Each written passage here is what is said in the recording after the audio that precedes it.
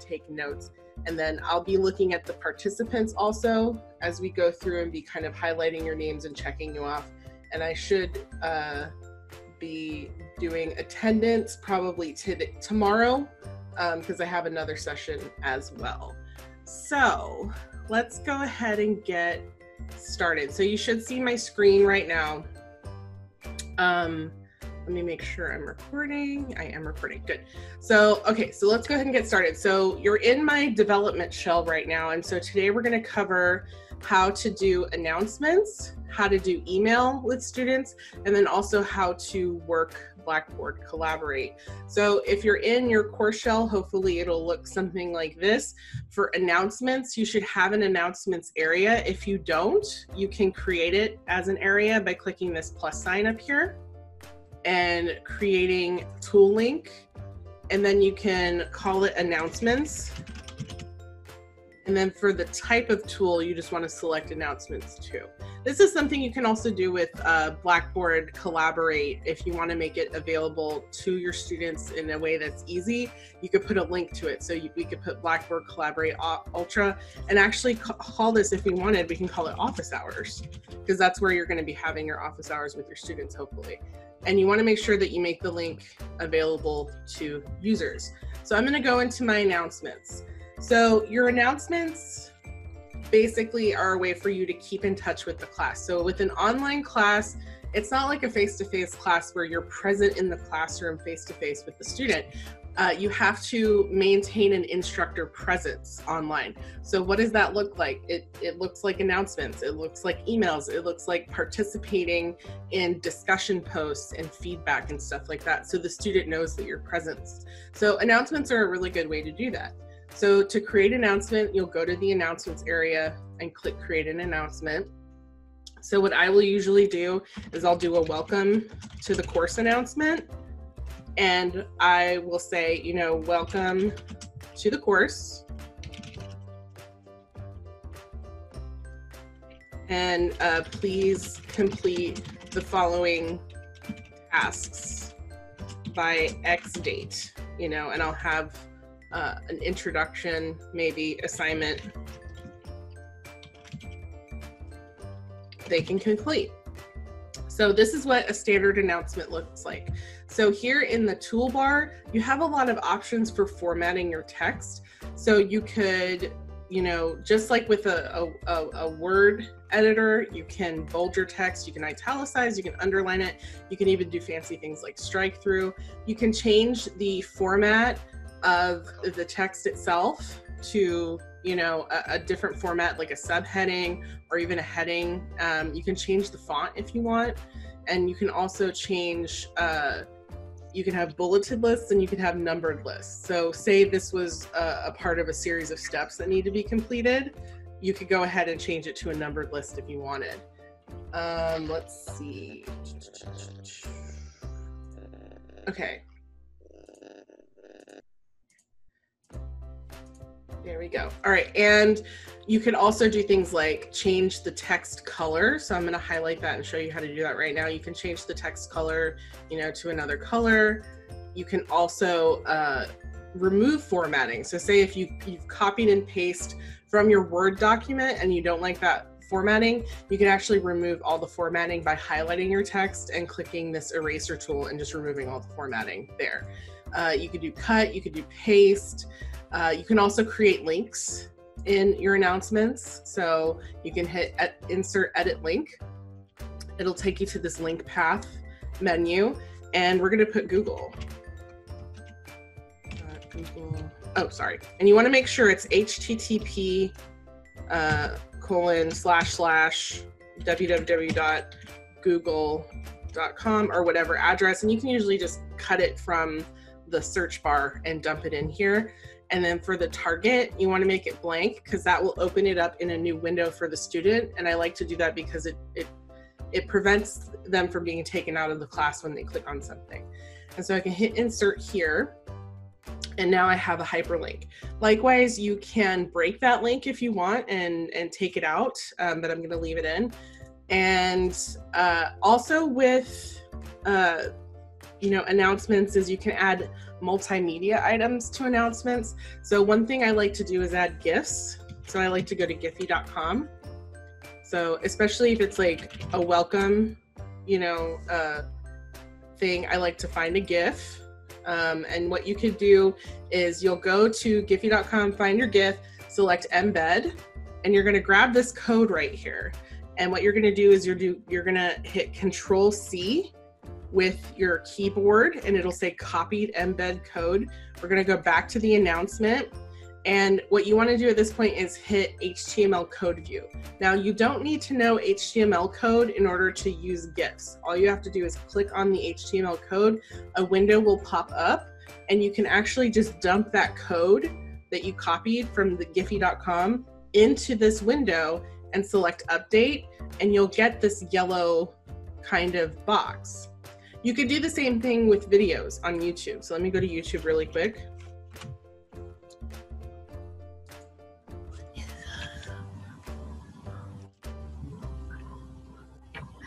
So I can actually go in, Lord. And so you can find a YouTube video that you want to share with your students in an announcement. And what you want to do is you want to select share and then embed right here with these two little alligators. And it will give you, once again, this code. So all you have to do is copy the code, hit Control-C on your keyboard, go back to your announcement, click that HTML code view button again. It'll pop up with that window, and you just have to dump the code in. And so you see how here's that code for the YouTube video, and you can hit update, and now we have another yellow box. Some other options you have for your web announcements are you can make it date restricted. So if you just want it to appear during a certain time, you could do that. I tend not to do that because I like for my announcements to be available throughout the class as a kind of archive and a record of what we've been doing. And you have the option to send the copy of this announcement immediately. So this will send the announcement as an email to all of your students. You also have the option to provide a course link with this. So say this is a welcome to the course and I want them to do the introductory assignment. I can actually browse for that in the course and find, week 0 introductions, and then it'll add that as an announcement. So I'm going to go ahead and hit submit. So here we have, welcome to the course. Please complete the following tasks by X date. We put in a hyperlink, so you can actually click this hyperlink, it'll click out, and we put google.com. We've got our GIF that we put in there, and then we also have our video. And so students can actually play the video directly from here, which is really interesting and fun. Let me see something really quick. So that is how you create announcements, basically.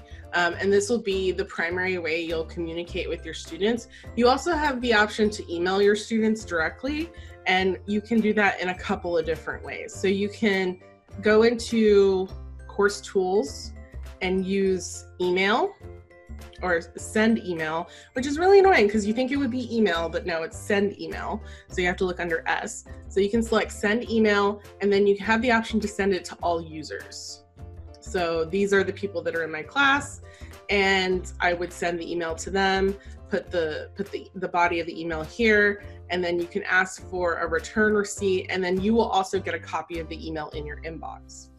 But what if you only want to send an email to a couple of people in your class? So there's a way to do that, and it's through the grade book. So you want to go to Grade Center and then Full Grade Center. And then what you can do is, I don't have anybody here now because nobody's enrolled in this class, but if I did, I could click on them and select email selected users. And that would allow me to email just those selected users. And so this is helpful if you have a couple of students who haven't completed an assignment. You can send an email to them and say, hey, I noticed that you didn't turn in X assignment. What is up? Do you need more time? I just wanted to check in. So that's one way to email your students. So let's see here. Nope, that's not what I want. Okay. All right, so that is how you send emails to your students. And let me go ahead and take a print screen really quick. Perfect. All right, so Now I want to show, so we went over announcements, we went over emails. Now I want to show you how we are going to create a session in Blackboard, or just use Blackboard Collaborate Ultra. So as I said before, you can add Blackboard Collaborate Ultra to your course menu for your students by clicking on this plus sign in the upper left and then selecting Tool Link, and then you can call it BB Collaborate if you want, and then select the tool type and you want it to be Blackboard Collaborate Ultra, or you could do like I've done and have it be office hours. So all of your students who are enrolled in the class have access to this as well, as long as you make it a link here for them to click. So when you first come in to Blackboard Collaborate Ultra, you have this, which is a course room that says it's unlocked. So this course room is always unlocked and your students can always enter into it. So they might click on there and encounter another student and can talk to them, and that's fine. You can also lock down this course room if you don't want it to be open for students at all times. I usually leave it open and then I just tell students to meet me at a certain time because it's a lot easier. You also have the option of creating a session, but like I said, I never do that because the course room is always open. So I don't have to fiddle with creating a new session and putting all the parameters for that. So it's easiest just to use the course room. So in order to enter the course room, you just click on it, and then you'll get this pop-up in the right hand corner here, and it'll say, you know, event details, lock course room. We don't want to do that. We have the option to join the course room, but I want to look at some of these other options and tell you about them. So you have the option of anonymous dial-in. So this is important if you have a student who doesn't have access to consistent internet, or you know, their computer keeps crashing because Blackboard Collaborate requires a lot of bandwidth in terms of like having the video and the audio, and I know a lot of instructors have had problems with that.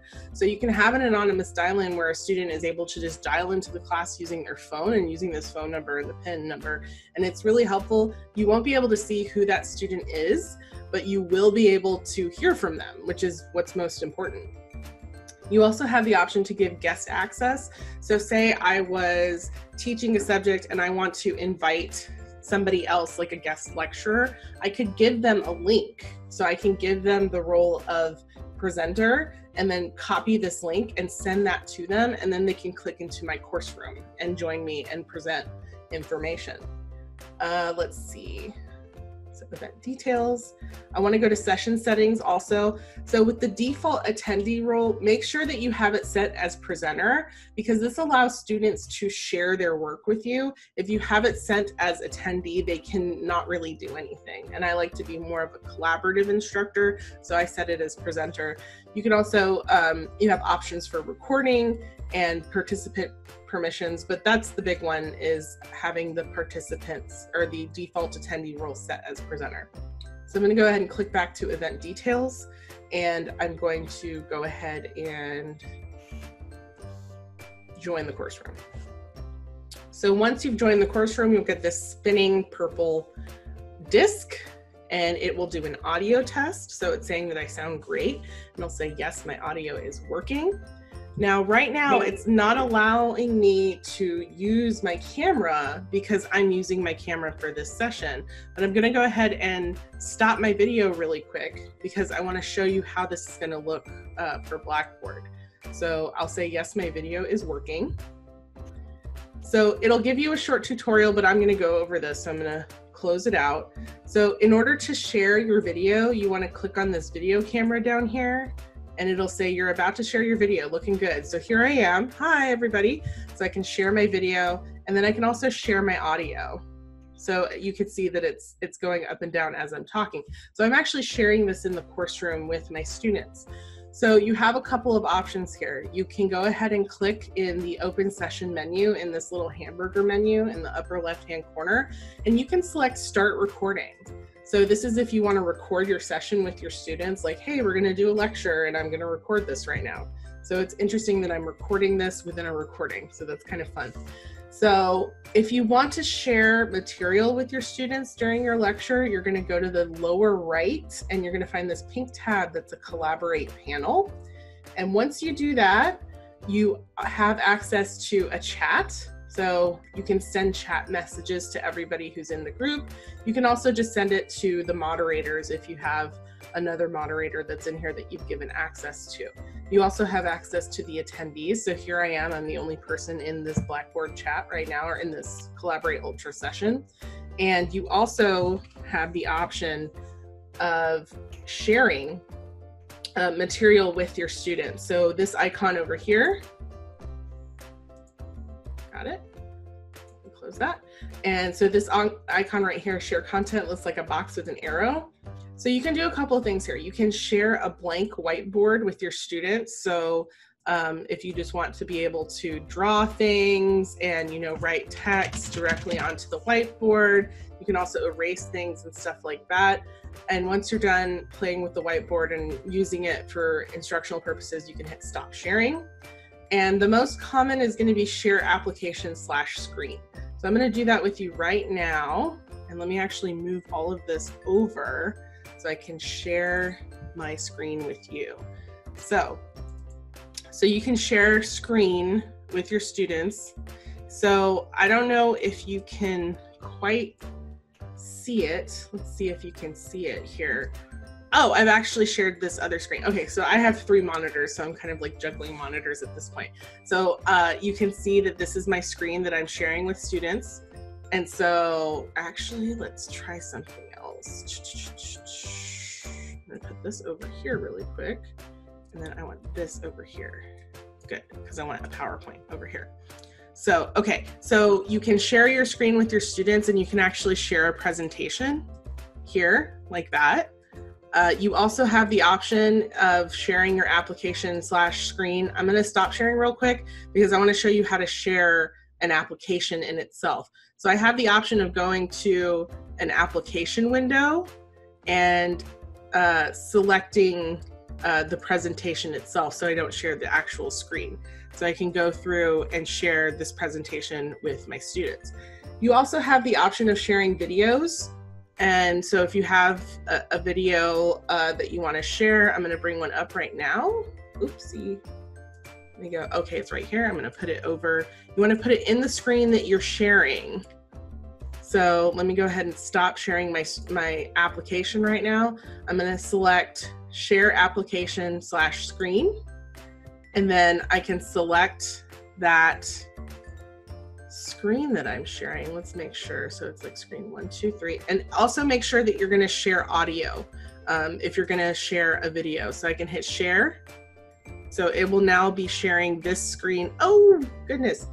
It's hard when you've got a lot of screens. Let me go back. Let me close this. Okay, so I want to share application / screen and I want to share this screen. Oh, I think that's why I'm getting confused because it's saying that my screen 1 over here is screen 2. So that's what's confusing me.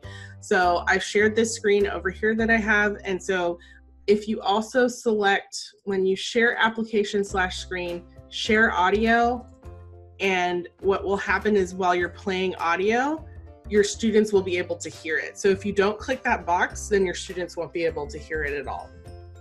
So that's how you share your application or your screen. You can also do things like share files. So if you want students to have access to the PowerPoint that you're going to go over, you can also share it there, but it'll only give it to them as a file. And you could still share your screen to kind of click through it and go through it. So like we did here, you can go through a PowerPoint like this.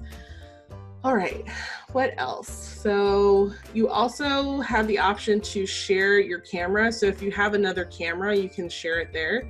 And you can also poll students. So this is a great thing if you're teaching and you want to get a really, a really quick idea of how they're doing or how they're kind of, understanding the material. You can do a multiple choice or a yes, no choices. So it's like, let's see, is the sky blue? Or something like that. And so you can say start, and then it'll actually pop up for them and the students can click on it and answer it. And you'll be able to actually see how many students have responded and all of that. Another really fun function of sharing or the share content is interaction. So you can have students break out into different groups. So you can click breakout groups and you can custom assign what students go to which groups. But once you create groups, you can hit start and it will say starting breakout groups. You are in the main room. So now I'm in the main room here, and then we have group 1 and group 2. You have the option after, so your students have been kind of taken out of this main room and put into separate group rooms. So what you can do is you can click on this join group 1 if you wanted to join group 1. So this is the equivalent of putting your students into groups and then going and joining each of the groups. So we can click on join group 1 and it'll say moving you to group 1. Your audio and video aren't connected to the group yet, please wait. So now if there were people in this group, we would be in that group. And you have the option, once you're done and you're fine with everybody having done their breakouts, you can bring them back into the main room by clicking the end breakout groups, and that will dump everybody back into the main session. So that is another option for you to play with. So I'm gonna say I'm done with the session now. Once you're done with the session, you wanna click on your open session menu and select stop recording if you've been recording this whole time. So it'll tell you that the session is being recorded, and then you wanna say stop recording. Recording has stopped. So once you're done with that, all you have to do is click to exit the course room. You just have to close this window. And if you want to see your recordings, you can click on this hamburger menu over here in that main Blackboard Collaborate Ultra page where we clicked into the course room. You can click on menu and you can actually click recordings. Now, I recorded something just now, as you saw, and it's not here yet. So don't panic if your recording doesn't show up right away. It's going to take anywhere from a couple of minutes to a couple hours for it to show up, especially if it's a long session. It has to take time to process. So I would just kind of walk away and come back after a couple hours and check it.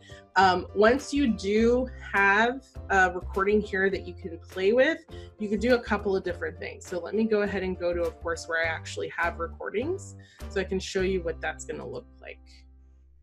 So let me go to Blackboard Collaborate. And then I'm going to click on my recordings. Oh, let me do recordings in a range, maybe, because I know I had recordings in this class. So let me just do back to the beginning of the year. There we go. So we have recordings now. So once you find your recording in that list of recording, you have a couple of options. So you can click on this circle with the 3 dots in it, and you can either watch the recording, you can download the recording and upload it to something like YouTube, and you can also copy the link to the recording. So if you copy this link, I could actually give this recording to you right now in the chat, and you could actually go and view the recording. So this is quite helpful if you don't want students. I don't think students are going to know to look here for recordings necessarily, because they'll probably just stay in the session menu. So if you wanted to, you could actually go back to a lesson area and create an item. And actually, no, I don't want to create an item. Cancel that. You can create a web link to that session. So we can call this, you know, session 9 or whatever, and then put the URL there and then hit submit. It'll say session 9 created. I can scroll all the way down, find session 9, and it will actually click out to that video and students can watch it later. So yeah, so that's pretty much all I have about how to work Blackboard Collaborate, how to do announcements, and how to do emails. For the rest of the time, if you just want to focus on you know, questions that you have, I'm more than happy to answer those. So do you guys have any questions about Blackboard Collaborate or just Blackboard in general that I can answer? On Blackboard, if you have a presenter come in, can they see them also?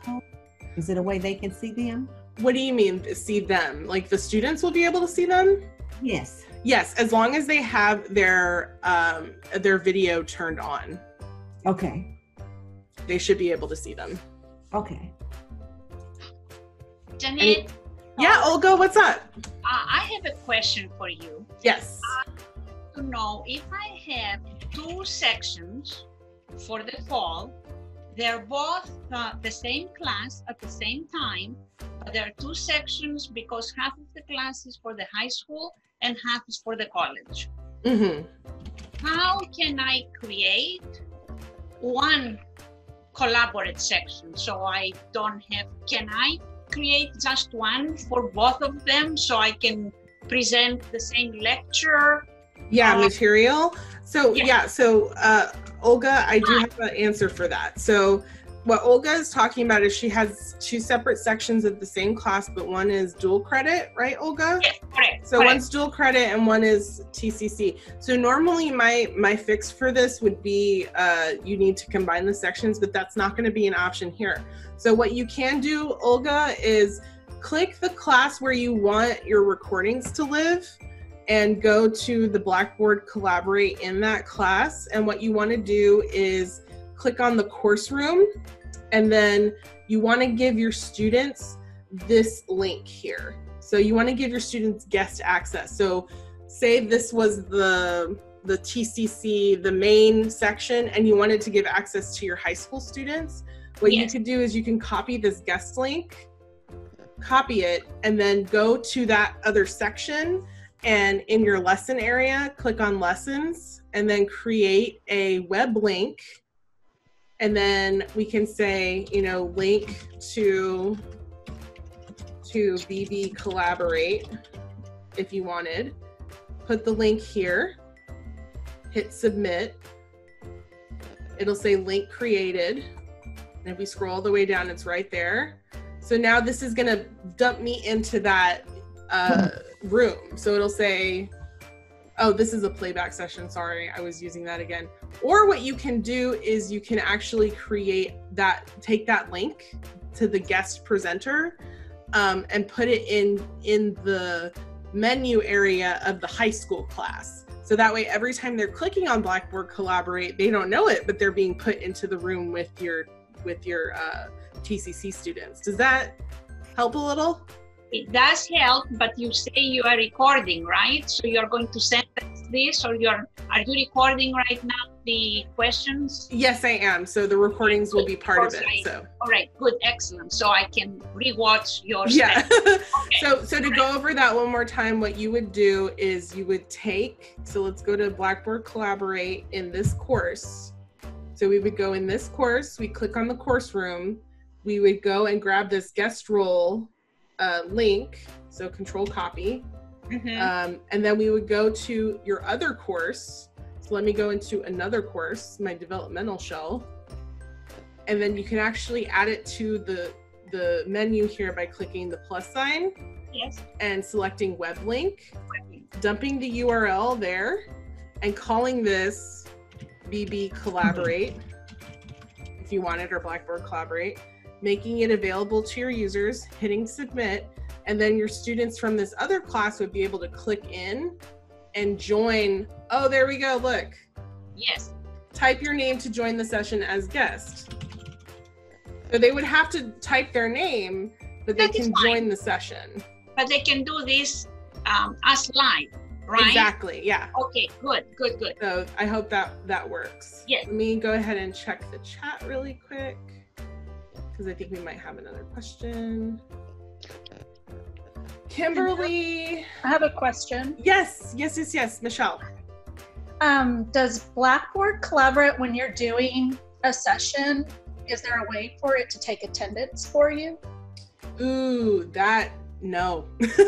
Unfortunately not. It's really frustrating. What I will Google Meet has that feature. Yeah, which is great. Like an extension. Yeah. So what I will do is I will just do attendance at the beginning, so you can handwrite it. Pretty much, yeah. So right now with my session, I've just got, a piece of paper right here with everybody's names on it that registered. And I'm just like, highlighting off as I see their name. And I'm also doing a print screen. So that's why you're seeing that pop up on my screen. It'll say screenshot added. And so that is saved in my Dropbox. So that might be a better way to do it. But especially if you're going to have students calling in and coming in from guest links, it's going to be a whole mess. So I would just call roll at the beginning. Okay, thank you. Yeah. Hey, Jordan. Yes, there was another question. Yes. This is somehow just gonna the profile name is under my wife's name, but so my name is Woo-sung Kim. Oh, awesome. Okay, so what question did you have? Yeah, you just showed that the session in Blackboard Ultra, but can you show me how you can create a session with particular time? With what again? Can you show me how to create a Blackboard Ultra session with particular time? Oh, yes, yeah. I can. So let me go ahead and go back to my development shell really quick. So in order to, you have this option of creating sessions with particular times. So you can click on Blackboard Collaborate and you have this course room here, but you can also create a session. So create a session, we can call this, study session 1. You can do guest access if you want. And then here's where you can control when it starts and when it stops. So for here, it says that it starts right now. So I can change the time of when it's no longer available to, the end of the day maybe. So let me do like 11:59 p.m. Go ahead and hit PM. Like that. You can also repeat the session if you want, or you can have the session be open all the time. And you can also allow things like early entry or no early entry. So you would go ahead and and you can also provide a description. So that's really good. So, so it's like study guide will be distributed, right, at this session. So if you want students to come to this specific session, so you can hit create. And voila, now we have a study session that's open today from 1:31 p.m. to 11:59 p.m. and it's currently in progress. So did that answer your question? Yeah, so usually what I do is after I create that session, then I just kind of made a copy that link and put it under the announcement so that the student can just join that particular session. Am I right? Say that one more time. Yeah, once I create that session. Oh, you created a link. Yeah, you can also do that. Yeah, so either way, you can either have students come here or you can create links to specific sessions and put them in your lesson area, as whatever gets the student there. Okay, so I want to answer, I have a bunch of questions in the chat that I want to answer before we move on. So do you have to remove students who drop the course from email list, or does Blackboard do that automatically? I think it does it automatically because the students who have dropped my class will kind of be grayed out, but if they get an email, they get an email, that's fine. Let's see, can we see the presenter? So you can see the presenter in Blackboard if you go ahead and click on that thing that looks like a movie, and you can click that and show that. How does captioning work? This is gonna be fun. This is a really good question from Kimberly. So with captioning, let me see, let me go into recordings and see. So you can go ahead and add a caption source to a video, and it's all manual, unfortunately, with Blackboard Collaborate, as far as I can tell. It's not like, I use YouTube a lot for a lot of my videos, and the captions will automatically generate after a certain time. So I think with Blackboard Collaborate, you really have to kind of type out your own captions, and you can add that as a caption source. Let's see, can you record yourselves as a video? Yes, so, okay, so you can also record yourself alone in a Collaborate meeting. So if you want to create a video for your students of you giving lecture material, you can by all means just go into the course room at any time that your students are not going to be there and record yourself alone, and then share that link with them later. Let's see, can the recordings be shared with the students via link? Yes, I just answered your question, Michelle.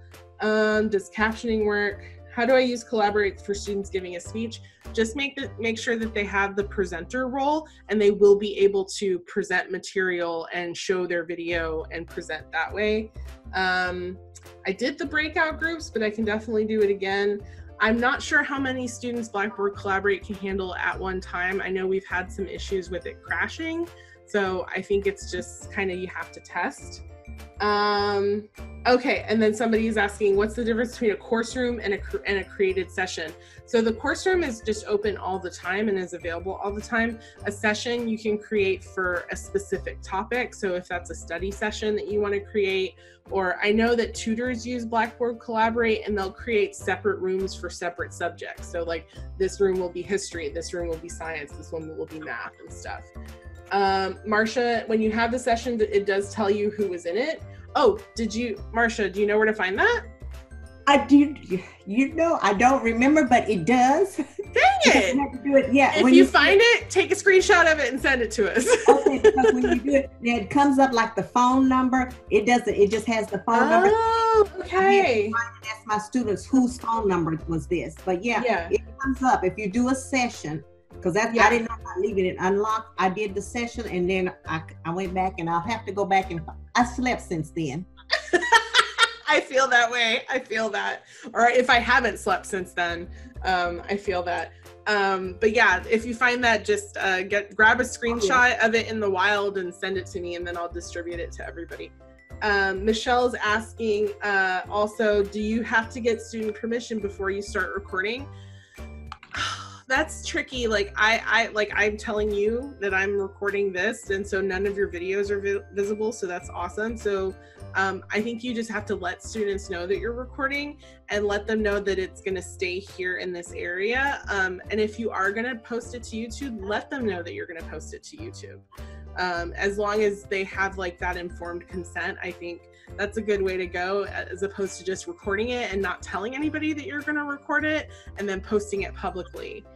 You can also do this thing on YouTube. If you upload a video, it can be unlisted, which means that only people with the link can see it. So that's another way to kind of maintain privacy. Can you put a cap on how many can attend a meeting? Not that I know of. So, oh, and Jennifer says policy is that all attendees must know and agree to it. That's a really good, I let people know, and so like give them a chance to object or to leave the chat if that's going to be their decision, and don't penalize them for it. A lot of these video things and these synchronous things should be optional for students. Like they should be in addition to asynchronous learning, as opposed to the main form of communication and learning. So I don't think you can put a cap on how many can attend. So that's all the questions from the chat. Does anybody else have any questions that I can answer? Hi Janet, this is Nurjahan Baran. Hi. I joined late. So okay. What's the difference between course room and create session? Because I have been doing create session all the time. So what is the difference between the two? The create session, so like we just did, we created the study session room. Basically, that's just a special session that you want to create. There is no difference. So I could create this session here and I can actually edit it here. I can say that there's no end to this. And so I can hit save and it'll say that it's available starting today. So this would function if it was a never-ending session the same way as the course room. So the only reason you really need to create sessions is, like I said, tutors use it to create specific rooms for different topics. But you really shouldn't have to create a special session unless you're wanting it to be open just for a short period of time. So did that answer your question? Yes, ma'am. Thank you. Okay, good. All right, any other questions that we can answer in the time that we have, guys? Yes, how to break out in sessions again. I'm sorry. Yes, we can do that again. No, don't worry. We can definitely do it. So I'm going to go ahead and go into my course room and join the course room. And so you'll get that purple spinning disc. So it'll give me an audio test. It'll say, yeah, it's working. Yeah, it's working. So it'll say, congratulations, you're the only one in the room. You'll click on this pink tab over here in the lower right. And then you will go ahead and click on this box with an arrow coming out of it that says share content. And then what you want to do is you want to go ahead and select breakout groups. So you have the option of doing a custom assignment for breakout groups. That's what I have here. I have a group 1 and group 2, but I'm the only person in this room right now, right? Sorry, were you about to ask a question? No, fine. Okay, you're good. So these are my groups that I have. So I would hit start and it'll say starting breakout groups. You'll be in the main room. So what this has done now is I'm in the main room and my students are in either group 1 or group 2. I have the option to join each of those groups if I want. So I can go ahead and click on, join group 1, and it'll say connecting, your audio and video aren't connected to the group yet. Please wait to speak until you are connected. So it's moving me into that group. So now you can see, look, I'm here in group 1. And I can also do the same with group 2. So it'll say moving you to group 2. So this is my way of kind of, it's the equivalent of creating groups and then going around the room to check on the groups. And once I'm done with breakout groups, all I have to do is hit this end breakout groups button and it will dump everybody back into the main course room. Did that answer your question? Yes, you're awesome. Thank you. You're welcome. Thank you so much. Are there any other questions we can address in our time together, guys? Hi, Janet. This is Nurjahan again. Hi. Yes. What's your question? Yeah. So my question is, like, right now I'm in tutoring Monday to Thursday, and every morning I have to go create the session with open end, like no ending time. Yes. So how can I do it, like, for the whole week? But the whoever joining only see the session for the day. What you because I don't want them to get confused with the date. So I can create it, yes, Monday to Friday, but how for the student to only see the today's date? You can do a repeat session. Yes. So you can have a session that's open just from a certain time and that repeats either weekly or daily. So for this one, we could do daily and hit save. And so now this is going to be study session recurring every day from 1:30 p.m. to 11:49 p.m. basically. And so it would create a new one every day. Does that make sense? Yes, and a student can join anytime, right? But exactly. So you can see here, these are all the study sessions that they can join. But it will only be open from this time to this time for them.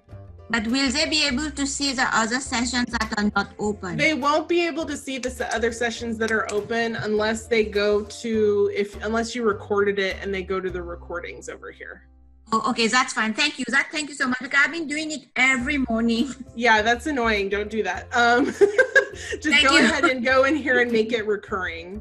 Yeah, thank you so much. No problem. All right, guys, are there any other questions that we can address in the time we have left about Blackboard or Blackboard Collaborate?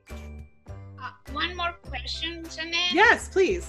I would like to know when you say we can link the YouTube videos, sometimes the YouTube have ads or has a little ad before the actual video begins. Will that always be there or it won't be there? Or let's go to the announcement that we created and see. So we put this in there. So if we press play, it actually doesn't bring up the ad. So okay. But it looks like there's an ad right here in the middle.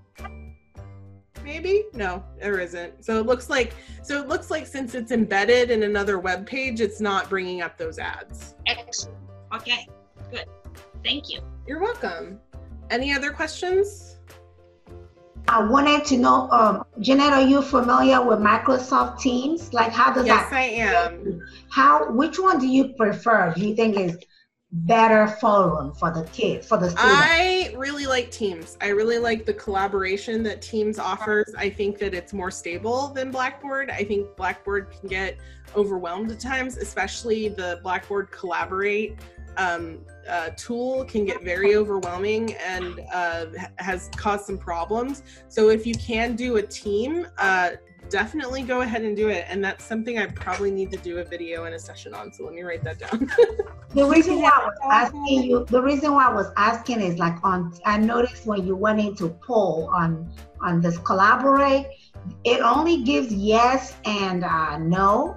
But I believe on Teams, it doesn't, I mean, like you could do as many options as you want. You can exactly. Yeah. So many questions. You know? Yeah, and that'll probably be another session I can do in July, is using Teams, like using Teams for educators, essentially, because that might make things that might make the communication side a little easier. I use Teams every day as an administrator to communicate with my teams and my various work projects, so I really like it. I don't know who did the video. There's a video on that. I watched it already. It was like an hour. Was it on Learn? On Learn, yes. Okay. I watched that. That was okay. Good. All right, coolio. I will look that up then. Thank you. Jeanette, I thought that we had to use Blackboard. We can't use any other form. Well, Jennifer Benson is here. I'm going to maybe defer to her. Jennifer, do you have anything to say about that off the record? Or maybe in the chat. Let me see.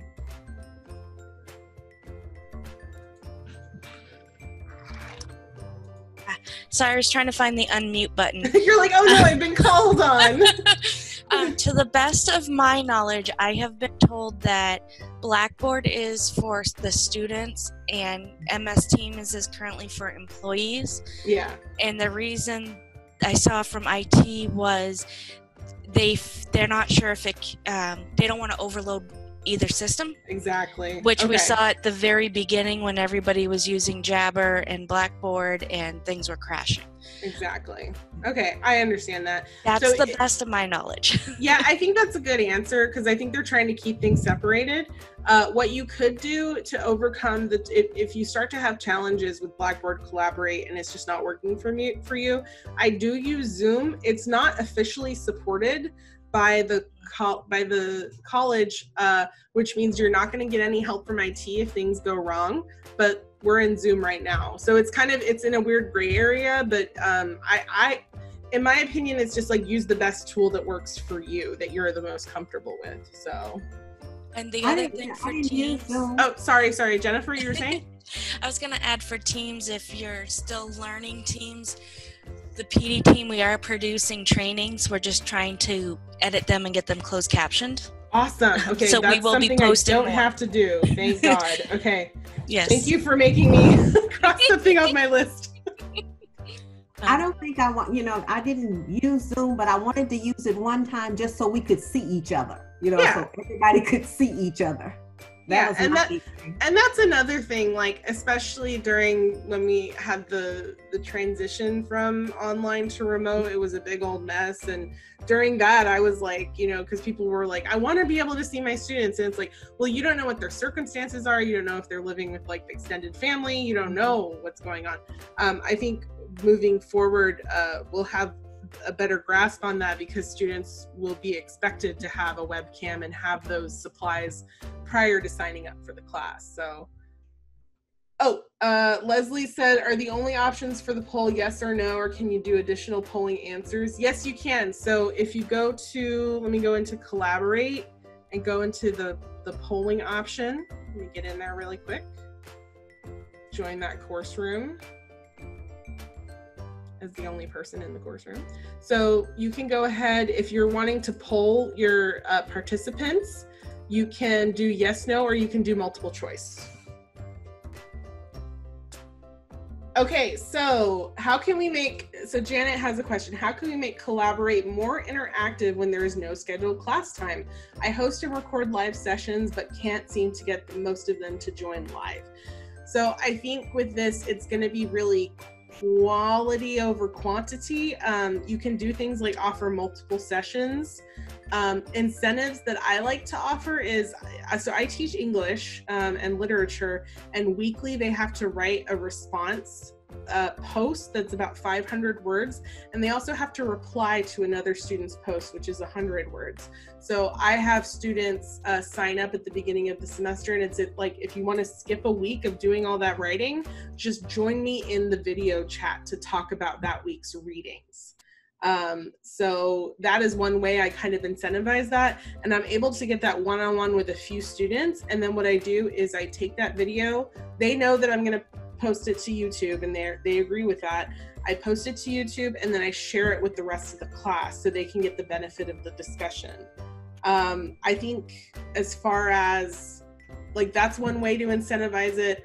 Also, make sure that it's at a time that students can attend. So I like to use something called a doodle poll, where it'll let me know like what time are they actually okay with coming, or a Google form to let you know a time range. So that those are two things you can do. Oh, Leslie asked, can you pull your polling results after the session is over? Ooh, I don't know, because I've never done that. Does anybody want to speak to that? Can you pull your polling results after the session is over?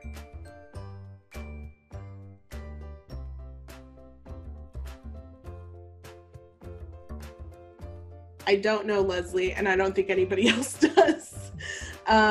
Yeah, I don't know. I've not tried that, but maybe I'll encounter that in the future. Or maybe if you encounter that, you can let us know. Inja says, because of the accessibility issue, are we supposed to provide captions for every video we upload? Inja, it is best practice, and that's why I upload a lot of my stuff to YouTube. You can upload stuff to YouTube and make it private or unlisted so nobody else can find it or search for it. And then you can actually get the captions that way, because you can download the transcript. So that's one way to do it. So any other questions we can address with our time together? You guys have been a really great group.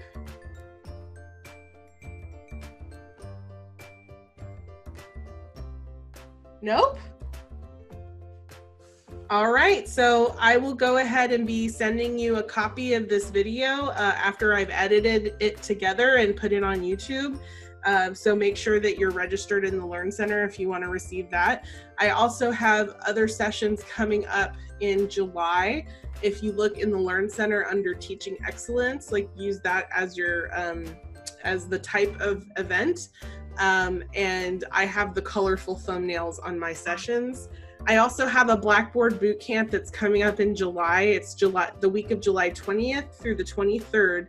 And you can register for that in the Learn Center. And it's a 4-day intensive where we basically build your class from the ground up. I teach you the core functionalities of Blackboard, and then you have a kind of learning community of other faculty members, staff, and adjuncts to kind of help you build your class. So definitely look for that in the Learn Center, and I hope to see you there. So any questions before we end, or I thought I heard somebody? Yeah, I sent you a chat, but it's the same thing. Can we find out how many students took the poll? I don't know. I think you're just going to have to experiment with that, because that's not something I have a lot of experience with. Okay. All right. So, yeah. Thank you. Yeah. All right. Are there any other questions before we leave and get coffee? Or at least before I leave and get coffee? All right. You guys were really delightful. And, oh, Inja says online certification is a must for fall teaching. I don't know. I have online certification because I was an online teacher. I know that it was required, but I was teaching online before. I don't know if they require it before you start teaching, or if it's a thing where you have to be doing it concurrently. So I would address that question to your department chair or your division head in Connect. I know that you have to register for online certification if you're going to teach online for Connect, and that's what I've done in the past. Any other questions? All right, guys, thank you for a really great session, and I'll talk to you later, and expect an email from me tomorrow. Bye, everybody. Thank you, Jeanette. You're welcome. Have a good day. Bye-bye.